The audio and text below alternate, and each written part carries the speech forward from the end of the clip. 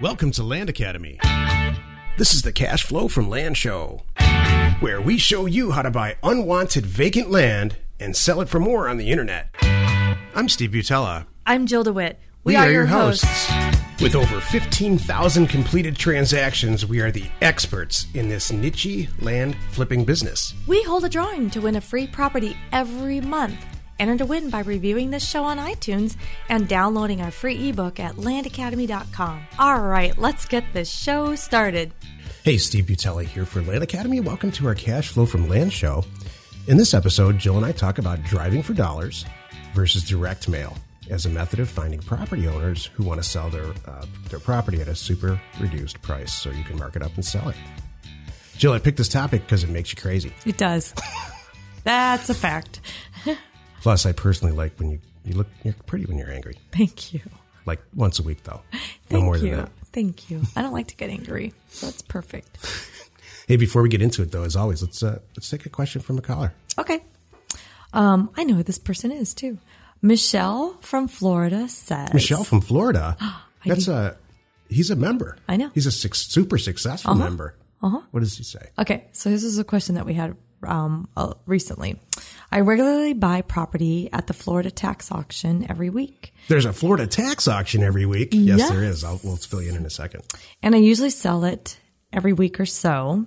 So why use data for doorstep if this is working already? Good question. How about you answer? Why? Or do you want me to answer? Well, my number one thing is, why limit yourself?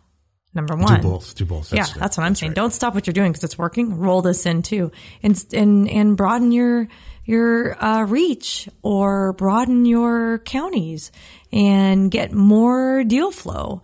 You know, if you're in it to win it. I know it's a silly phrase, but you know what I mean. It really is. But if you're in it to be successful and kill it in this company or in this business, I should say, you know, you want your phone ringing off the hook so bad that you have to hire help. And, you know, and you can't keep up. Here's the difference between waking up in the morning and going out to actively buy a property through a tax situation, which I am all for. Our company was based on that solely for the first few years of existence, by living off of tax deed auctions. But here's the problem with it. You can't leverage your time. So as my friend Jill likes to say, you can spend an hour driving around looking for houses or going to a tax auction, or in tax auction's case, a whole day. Yes. You're going to end up with a couple of properties. Or you can spend the exact same amount of time, an hour or a day, sending out 25,000 offers via direct mail with good data. Mm-hmm. Do you want to make 25,000 offers, or do you want to just buy one or two properties at a tax auction in the exact same amount of time? So all kidding aside, it makes a lot more sense. Hey, if you're successful, don't stop doing it, Michelle. But you really need to, I say this a million times through the Cash Flow from Land program, there's no replacement for doing a mailer. Do your mailer, then go out and do this other stuff. And I will tell you, every single person that I have ever come in contact with who begins to send mailers on top of something else, like going to a tax auction or whatever other way, they eventually stop doing the first thing. Like you. Yep. You're inundated. You get inundated every day with offers and with the mail offers back in the mail, signed offers back in the mail. People saying, I do want to sell. And then you tell them how much you want to pay. You don't wait and see at an auction how much you're going to pay and wonder. And there's a lot to say about this anyway. It's so much easier. It's very true. Okay, but and I just think with Michelle, you know, while you're waiting for your phone to ring, you can be looking at some of those things, sure. But eventually, like you said, you're not going to have time. And that's a good thing. This is how Jill, I don't know if you know this. This is how Florida tax.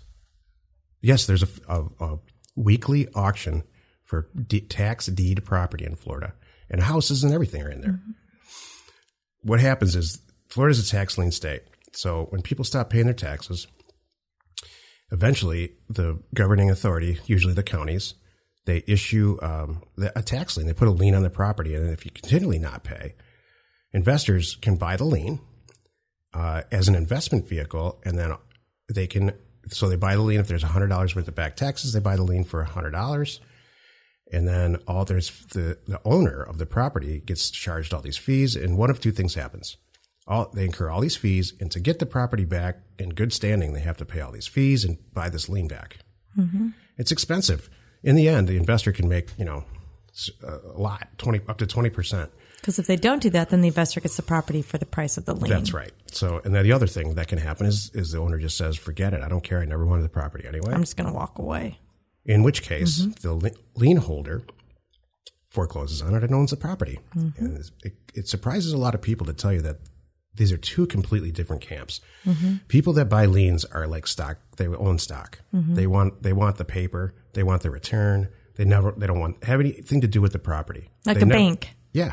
Okay. They want anything to do with what the property is all about. And then there's our camp. We want the property.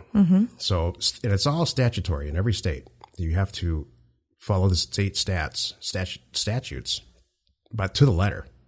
So Florida's unique in this way.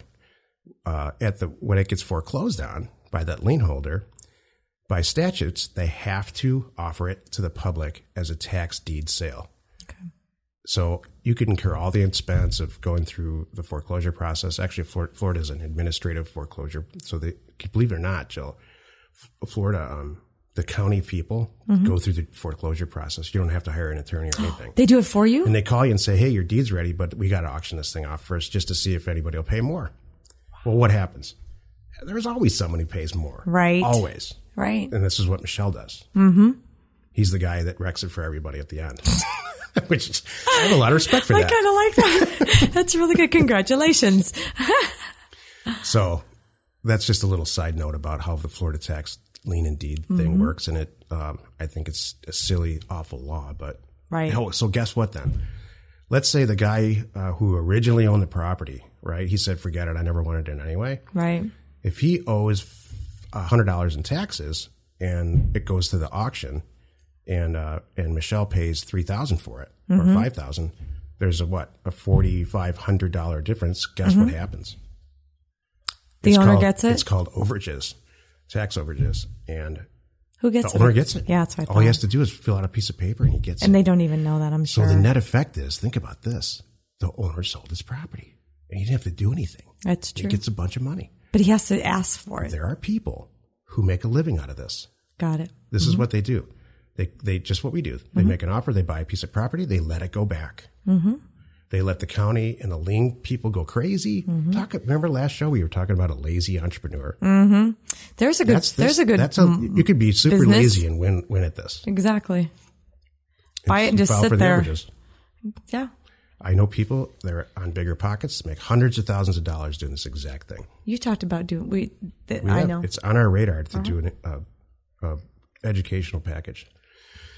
It's a good one. I'll make offers. We're going to call it the lazy entrepreneur. Why not? That would be really kind of cool. Everybody, Slothpreneur.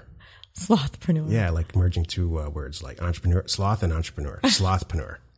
Oh, you're a slothpreneur. Oh, not me. Which program are you? Hey, I'm Slothpreneur Pro.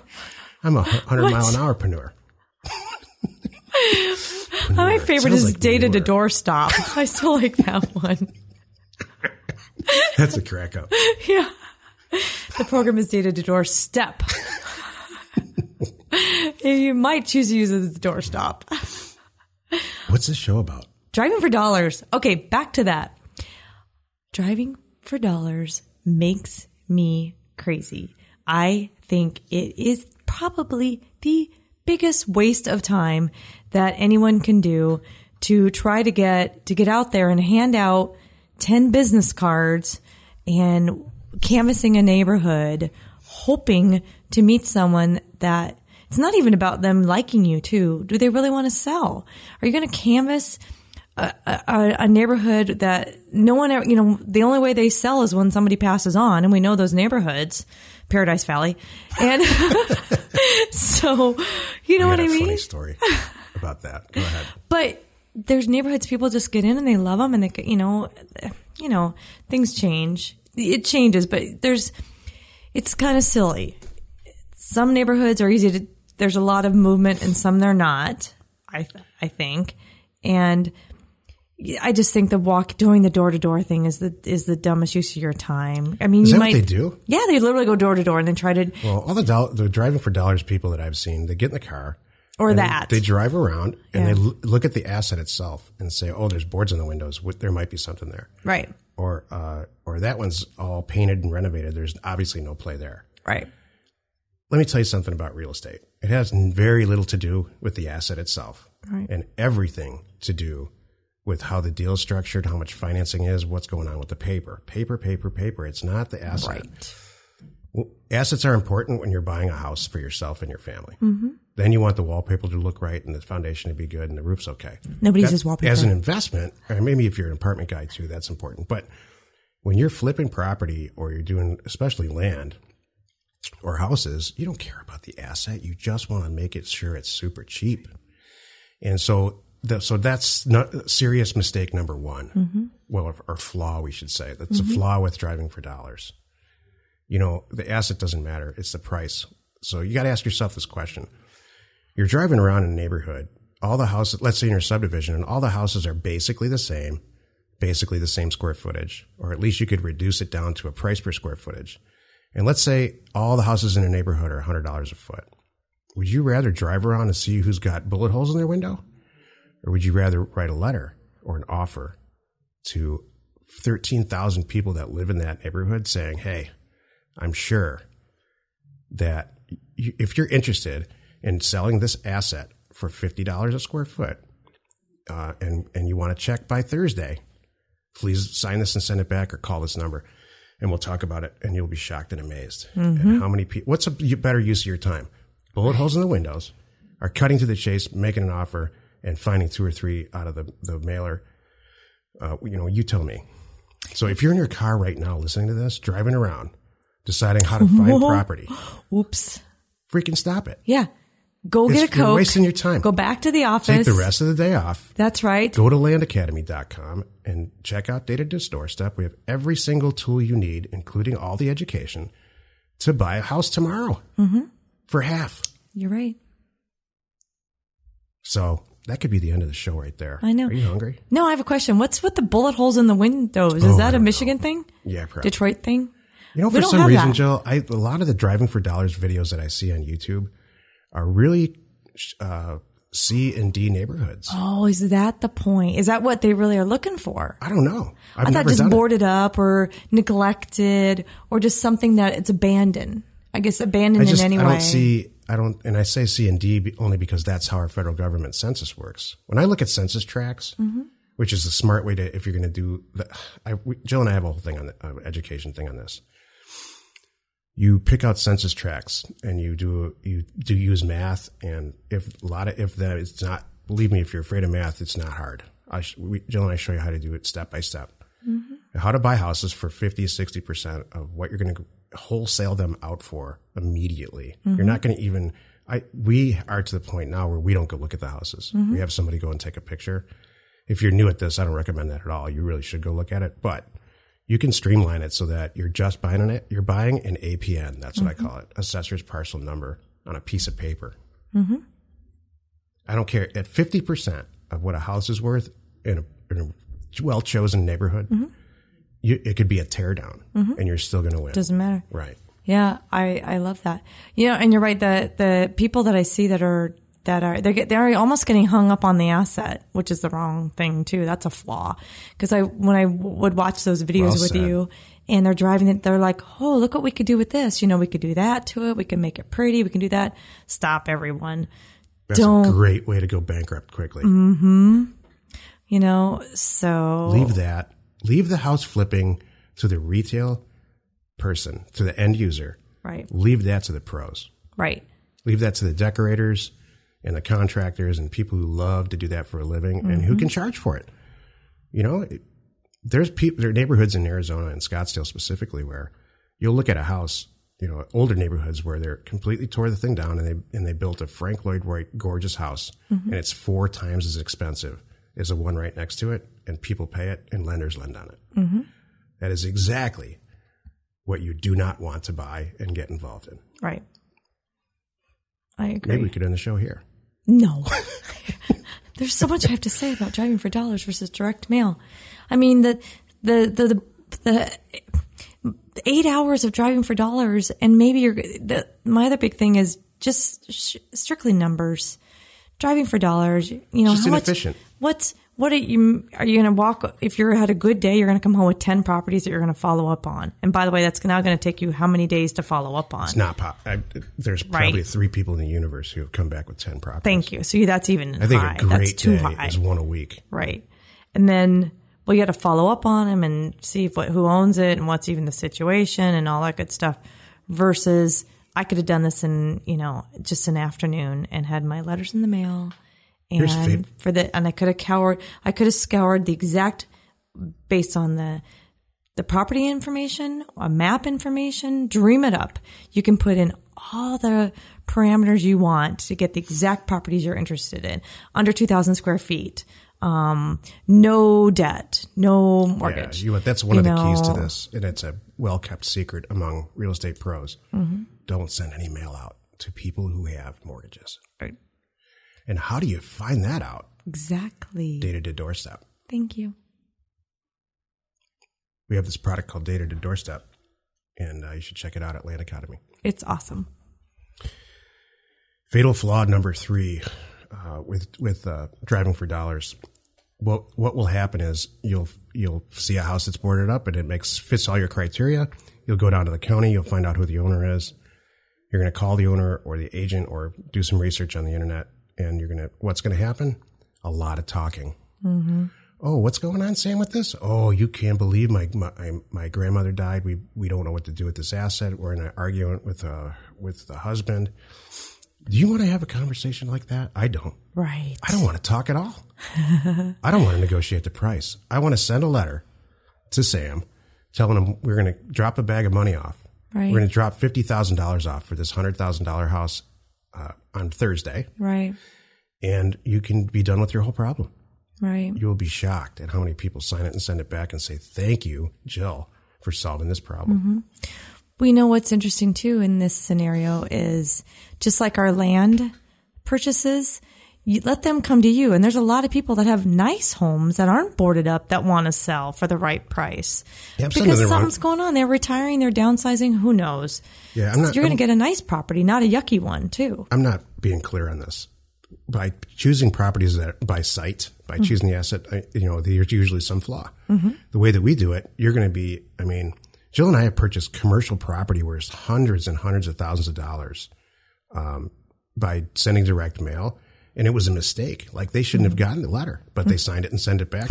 And I bought 20 acres that I sold to a church for $800,000. And I bought it for like $12,000. We drove by that. Yes, I know the one you're talking about. Yeah. I now just thought about the property you're talking about. Got it. And it was all because I made a mistake in the mailer and I shouldn't have sent. Usually we cap the assessed value, and we teach all this in the program, so don't worry.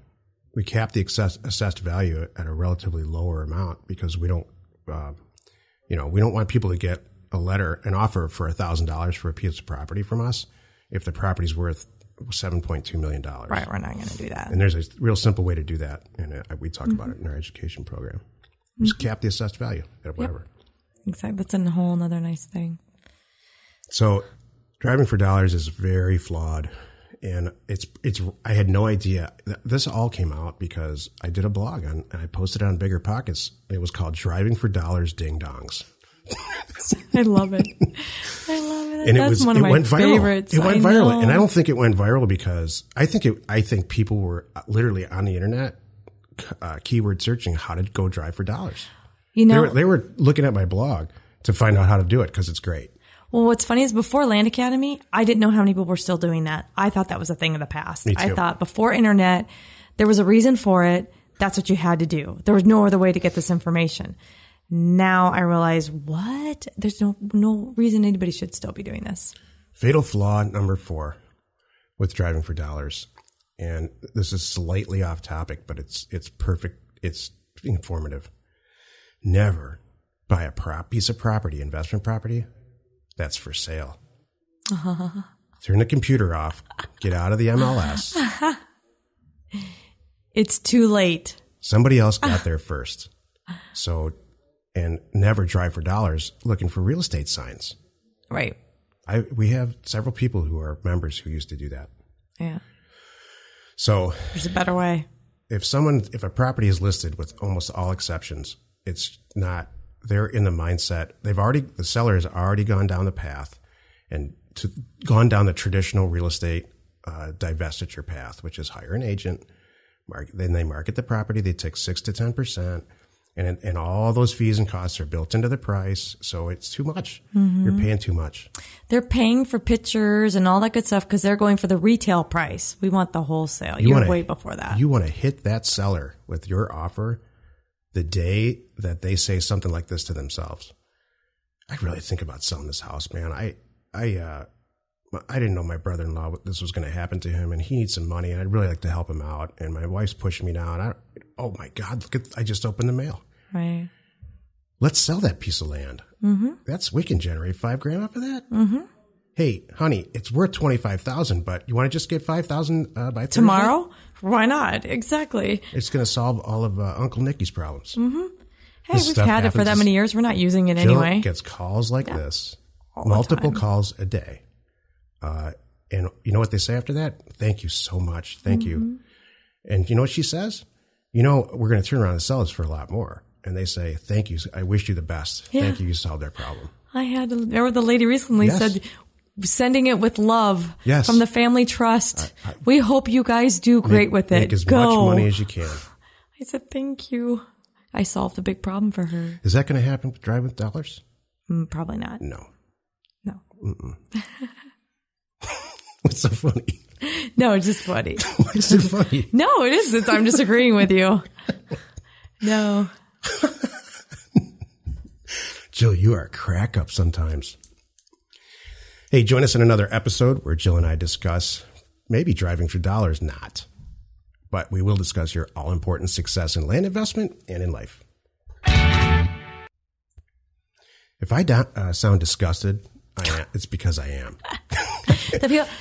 This topic, I said it earlier, it makes you mad. It's so illogical. And so many people do it, and I hate to see people do it. I truly think that, I was truly shocked that it still happens. I really thought it was a thing of the past. I thought it was that was the way you used to do it, in the real estate world. No, and I've even seen, because I've been recently looking at a lot of other people's shows, and I'm working on a live event for us. So that's the big thing. You are? I am working on a live event, yes, that we're going to be speaking at. I know, get over it. Is it going to be in a Hilton with bikinis and Ferraris? No, it's not going to be in a Hilton with bikinis and Ferraris. No, it's going to be a very well put together event. I'm serious. I appreciate that, Jill. Do you know why? Because there's a lot of people are asking for it, number one. And number two, when I go out looking for topics that are near and dear to our members and our community and our customers' hearts, I can't find them. So I'm going to put something together to get the right people here.